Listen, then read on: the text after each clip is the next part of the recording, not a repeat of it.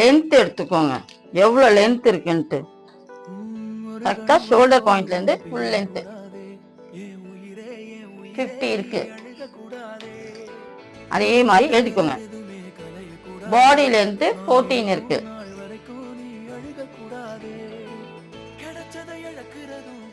Neck length 6 இருக்கு.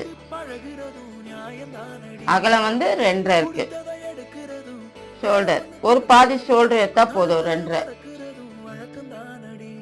அதே மாதிரி ஆமுல் உங்களுக்கு தெரியலன்னா கூட பரவாயில்ல, சாக் பீஸை வச்சு இப்படி கோடு போட்டுக்கோங்க.